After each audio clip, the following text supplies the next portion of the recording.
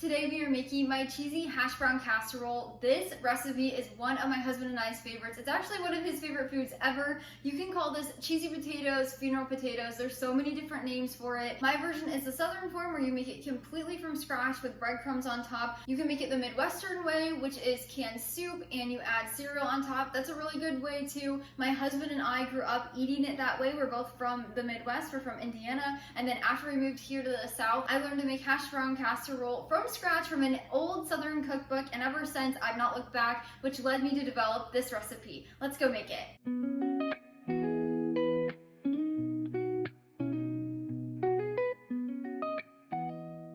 You can find my full written recipe linked down in the description below. Just click the link, it'll take you over to the blog where you can print and save anytime. I also have tons of storage and serving ideas over there as well. So to get started, we need 4 medium-sized russet potatoes, and I have already rinsed and dried these with a little towel. And then you're gonna grab a medium-sized pan or pot, and we're gonna add those in.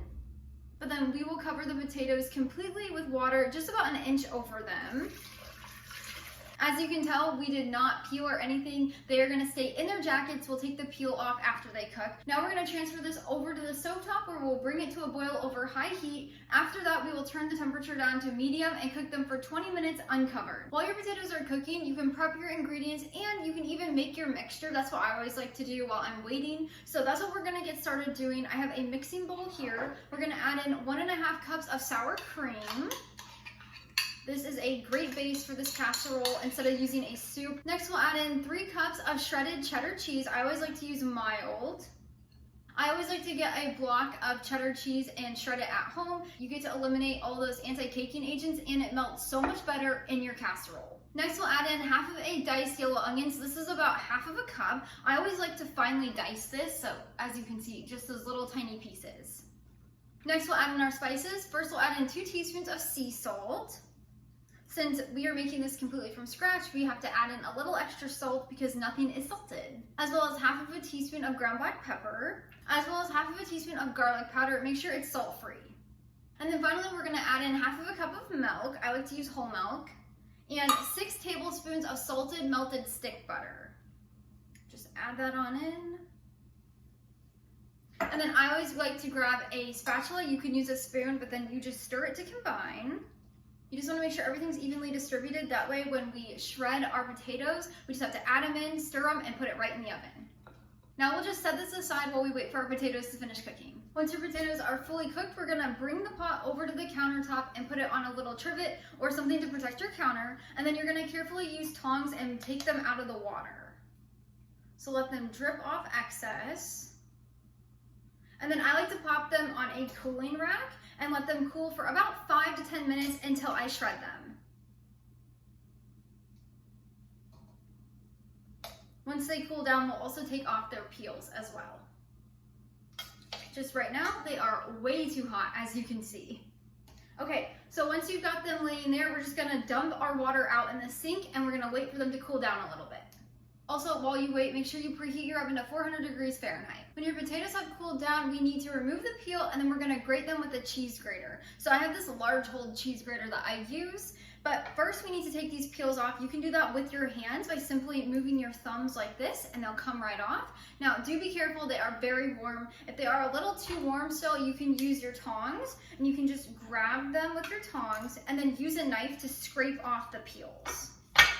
Either way works just fine. As you can see, they are coming off really easy and really quick. Once you've got all of your potatoes peeled, make sure that there's no bad spots on your potato. If there is, you can just slice that right off. But then we're going to grab our cheese grater and we're going to grate this into our mixture that we did earlier. So this is really simple. You're just basically making hash browns homemade. It's really fast and easy and they taste so much better. They're not gummy or gluey. They are so tender and delicious. I truly believe making homemade hash browns for hash brown casserole or cheesy potatoes makes them so much better and brings them to another level. So we're just gonna do that with all of our potatoes. Now, if these are too hot for your hands, you can use tongs to grab them and shred as well. Now, once you have your potatoes all grated and in here, we're gonna take our spatula and then we're just gonna fold them into our mixture. You wanna make sure the pieces of hash brown are evenly distributed throughout the mixture. So now that everything's combined, you can do two things. If you have a oven-safe mixing bowl like Pyrex like I do, you can go ahead and just smooth out your mixture. Just want to make sure it's even on top. If you don't have an oven-safe mixing bowl, you can pour this into a medium-sized casserole dish, preferably glass. If it's not glass and you can't see through it or it's a darker glass, you're going to want to add 5 to 10 minutes on the baking time. But then once you put it in your casserole dish, you're going to want to make sure you spread it all the way out. You don't necessarily have to grease it. I never do, just because there's already butter and everything in here. You don't want to add too much. But either way you go, whether it's your mixing bowl that's oven-safe or the casserole dish, you'll then add 1 cup of breadcrumbs on top in an even layer. Now I like to make my own homemade breadcrumbs with sourdough bread. They taste so much better. They're very wholesome. You can also just use whatever you have, but we're gonna sprinkle that on. This is such a better topping than cereal, I promise. You wanna make sure the entire top is coated in the breadcrumbs. The goal is so that you don't see the potatoes underneath. And then once you have the breadcrumbs on, we're gonna pop it in our 400-degree preheated oven for 35 to 40 minutes until it's baked completely through and the breadcrumbs on top are golden brown. Again, if you are using a dark casserole dish or a casserole dish that you can't see through, add 5 to 10 minutes onto the baking time. One quick note, if you don't wanna bake this yet, you can pop this in the refrigerator covered for up to 48 hours before you bake it. So that's something quick and easy if you want to make this ahead for a holiday meal or a gathering. I'll meet you right back here when it's done baking. We're gonna give them a quick try.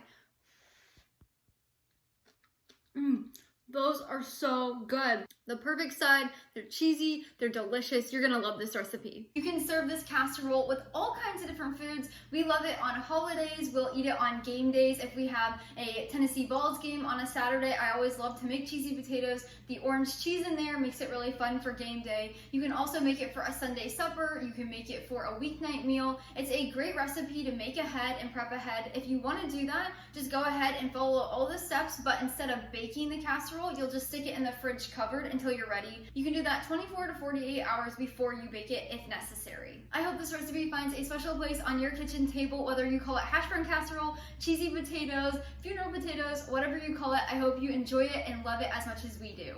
Until next time, go love your family and serve God one recipe at a time.